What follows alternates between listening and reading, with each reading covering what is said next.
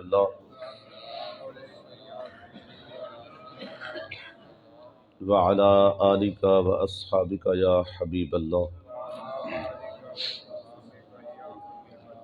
الصلاۃ والسلام علیک یا سید المرسلین وعلی آلک و اصحابک یا خاتم النبیین۔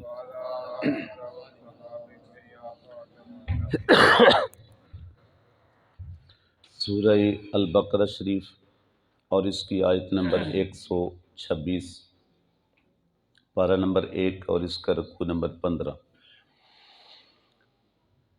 اس آیت پاک میں اللہ رب العالمین نے اپنے خلیل حضرت سیدنا ابراہیم خلیل اللہ علیہ السلام کی مانگی ہوئی دعا کو قبول بھی فرمایا اور اس کے جواب میں اپنی بات کو بھی ارشاد فرمایا۔ حضرت ابراہیم علیہ السلام نے یہ دعا اس وقت مانگی جب ابھی تعمیر کعبہ بھی نہیں ہوئی تھی۔ اللہ رب العالمین کے حکم کے تحت حضرت ابراہیم علیہ السلام نے اپنے معصوم بچے اور حضرت ہاجرہ علیہ السلام کو اس ویرانے میں اور اس ریگستان کے اس ماحول میں چھوڑا جہاں پہ ابھی کوئی آبادی نہیں، ابھی کوئی سایہ نہیں، ابھی کوئی گھر نہیں، ابھی کوئی کنواں نہیں، ابھی کوئی وہاں رہائش کے لیے کوئی سر و سامان نہیں، کوئی کھانے پینے کا بندوبست نہیں۔ لیکن دیکھیے اس رب کی بھی میں کہتا ہوں کمال حکمت دیکھیے، اور یہی تو وہ دکھانا چاہتا تھا کہ میں چاہوں تو سب کچھ نہ ہونے کے باوجود وہاں پہ سب کچھ دے سکتا ہوں۔ اور ادھر حضرت ابراہیم خلیل اللہ علیہ السلام کی بھی رب کی رضا کے اوپر چلنا کمال دیکھیے۔ آج کوئی شخص اس طرح کا بھلا سوچ بھی سکتا ہے، کوئی تصور بھی کر سکتا ہے؟ سوچیں ذرا۔ اور یہ پتہ ہے کتنی دیر بعد آپ کو دعا یہ اولاد ملی؟ 90 سال کے بعد۔ خود حضرت ابراہیم علیہ السلام نے یہ جملہ آگے 13ویں پارے میں آتا ہے، الحمدللہ الذی وہب لی علی الکبر اسماعیل و اسحاق۔ حضرت ابراہیم علیہ السلام نے خود کہا مالک تو نے علی الکبر، کبر کہتے ہیں جب بڑھاپے کی صورت ہو جائے، مجھے بڑی عمر میں تجھے اسماعیل اور اسحاق دیے۔ 90 سال تک آپ یہ دعا کرتے رہے، رب ہب لی، یا اللہ مجھے صالح اولاد عطا فرما۔ 90 سال کے بعد جو بچہ ملے اس کے ساتھ محبت کا عالم کیا ہوگا؟ اور پھر بچہ بھی وہ ہو کہ جس کے سر پہ اللہ نے نبوت کا تاج بھی سجایا ہوگا، وہ کتنا حسین ہوگا۔ اور اس سے بھی بڑھ کے جس کی پیشانی میں نور محمدی رکھا ہو، پھر ذرا سوچو کہ وہ کتنا حسین ہوگا۔ لیکن اکلوتی اولاد ہے، ابھی ایک بچہ ہے، 90 سال کی دعاؤں کے بعد ملا ہے۔ اللہ اکبر۔ پھر حکم آتا ہے میرے ابراہیم اس کو اٹھاؤ اور معصوم بچے کو لو اور ساتھ میں اس کی والدہ کو لو۔ آپ کو پتہ ہے عورت ذات کمزور ہوتی ہے، صنف نازک ہے، لیکن کیا رب کی رضاؤں پہ چلنے والے وہ لوگ تھے۔ دونوں کو لیا اور ایسی جگہ پہ چھوڑا جہاں کوئی انتظام ہی نہیں ہے، لیکن وہاں کھڑے ہو کے اللہ کے نبی نے جو دعا مانگی ہے نا، وہ بھی بڑی معنی خیز ہے۔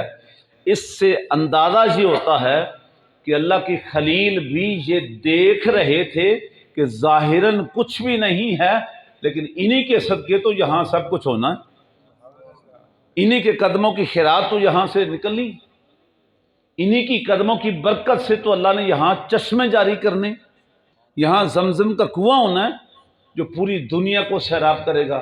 آج پوری دنیا کے اندر اسی زمزم کا پانی تبرک کے طور پہ لایا بھی جاتا ہے، پلایا بھی جاتا ہے، پیا بھی جاتا ہے۔ ادھر کھڑے ہو کے آپ نے جو دعا مانگی ہے وہ یہ دعا ہے وَإِذْ قَالَ ابراہیم، اور یاد کرو اس وقت کو جب ابراہیم علیہ السلام نے یہ کہا، ربی، میرے رب، اجعل ھذا بلدن، بنا دے اس شہر کو آمینہ، امن والا۔ ھذا قریب کے اشارے کے لیے ہوتا ہے، ہووا دور کے لیے ہوتا ہے۔ اس کا مطلب ہے کہ جہاں وہ کھڑے تھے اسی زمین کو اشارتاً کہا، اسی طرف اشارہ کیا، ھذا، اس کو بنا دے، بلدن کہتے ہیں شہر کو، اس جگہ کو کیا بنا دے، بولیے سارے، کیا بنا دے، اس جگہ کو، اس شہر کو، سوری، ھذا بلدن، اس شہر کو بنا دے آمینہ، امن والا۔ اللہ اکبر۔ اب کوئی کہہ سکتا تھا نا کہ اللہ کے نبی، آپ جہاں کھڑے ہیں یہاں تو ایک گھر بھی نہیں، یہاں تو کوئی چھت بھی نہیں، یہاں تو پانی کا بندوبست نہیں، یہاں کو کھانے پینے کا، رہنے سہنے کا کچھ بھی نہیں ہے، آپ کیا کر رہے ہیں؟ آپ اس کو بالادن شہر کہہ رہے ہیں، اور اللہ کے نبی کی بات غلط بھی نہیں ہو سکتی، غلط بیانی بھی۔ اور ھذا کہہ کے کہ ھذا بلدن، اس شہر کو بنا دے، اور یہاں سے بات پھر وہی سمجھ میں آتی ہے کہ اللہ کے خلیل ظاہراً تو ریگستان ویرانے میں کھڑے تھے، لیکن آپ کی نبوت، آپ کی نگاہ نبوت شہر مکہ کو دیکھ رہی تھی، آباد شہر کو دیکھ رہی تھی۔ آپ جانتے تھے جہاں وہ شہر آباد ہوگا کہ پوری دنیا سے لوگ ہر طرف ادھر ہی لپٹ کے آئیں گے۔ آپ کی نگاہ نبوت صدیوں پہلے وہ دیکھ رہی تھی منظر، تو کہا کیا، اس شہر کو بنا دی آمینہ، امن والا۔ اور امن والے کے جواب میں رب نے فرمایا وَمَن دَخَلَهُ كَانَ آمِنًا، میرے خلیل نے مانگا ہے کہ اس شہر کو امن والا بنا دے، اب میں نے قیامت تک اس کو امن والا بنا دیا ہے۔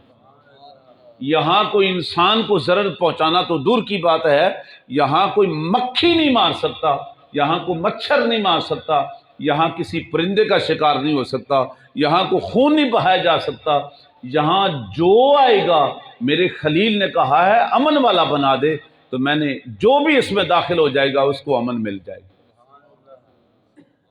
یہاں انسانوں، پرندوں، درندوں، ہر چیز کو امن ہے۔ اور سب سے خوبصورت بات یہ ہے کہ میں یہاں صرف امن دنیا میں نہیں دوں گا، بلکہ جو یہاں پہ داخل ہو جائے گا اس کو قیامت کے دن بھی امن مل جائے گی۔ کیوں مل جائے گی؟ چونکہ یہاں پہ میرے خلیل نے جو گھر تعمیر کرنا ہے نا، اس گھر میں برکت ہی اتنی رکھ دوں گا۔ حضور فرماتے ہیں جو شخص ایمان کی نگاہ سے ایک جھلک کعبے کو دیکھ لیتا ہے، ایک نظر دیکھ لیتا ہے، اللہ گناہوں سے ایسے پاک کر دیتا ہے جیسے ماں کے بطن سے آج پیدا ہوا۔ اب جس کے دامن سے سارے گناہ دھل گئے ہیں، اس کو صرف امن جہاں ہی نہیں ملی، وہاں پہ بھی مل گئی، دونوں جہانوں کی امن مل گئی ہے۔ تو ایک تو دعا آپ نے یہ مانگی، اور دوسری دعا اسی کے ساتھ متصل، پتہ کیا مانگی؟ وَارْزُقْ أَهْلَهُ مِنَ الثَّمَرَاتِ۔ ایک کہا کہ اس شہر کو امن والا بنا دے، اور دوسرا کیا مانگا؟ وَارْزُقْ أَهْلَهُ، اس کے رہنے والوں کو رزق دے، مِنَ الثَّمَرَاتِ، پھلوں کا رزق۔ آج آپ پریکٹیکل کر لیں، تجربہ کر لیں، حالانکہ وہاں پہ بڑے چٹیل پہاڑ ہیں، خشک پہاڑ ہیں، وہاں کوئی اتنے فصلیں نہیں ہوتی، لیکن دنیا کا ہر اچھے سے اچھا پھل ہر موسم میں وہاں پہ ملتا ہے۔ جب بھی جائیں گے دنیا کا ہر پھل، جہاں تو ہمارے یہاں موسم ہے نا کہ ہر پھل کا ایک موسم ہے، کچھ گرمی کے ہیں، کچھ سردی کے ہیں، کوئی پہاڑ کے ہیں، کوئی خزاں کے ہیں، اس وقت ہمیں پھل ملتا ہے۔ جو شخص بغیر موسم کے وہاں پہ جا کے مانگے تو کہتا ہے جی ہونے نا ایس پھل کا موسم ہی نہیں، ایسے ہی ہے نا۔ یہاں تو ہمیں موسمی پھل ملتے ہیں، لیکن اللہ کے نبی کی دعا کی برکت دیکھیے، وہاں ہر موسم کا پھل ہمیشہ ملتا ہے، ہر موسم کا پھل ملتا ہے۔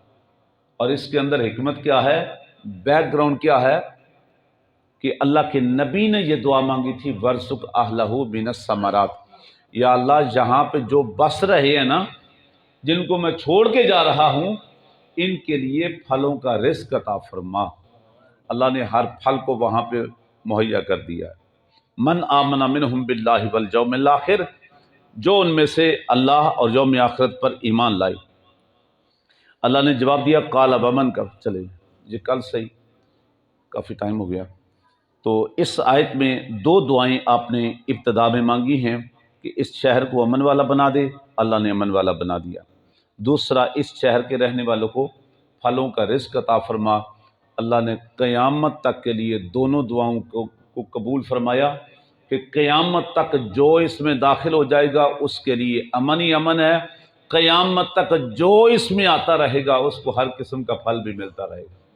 اللہ رب العالمین آج کی حاضری قبول فرمائے، آمین، صلی اللہ علیہ وسلم۔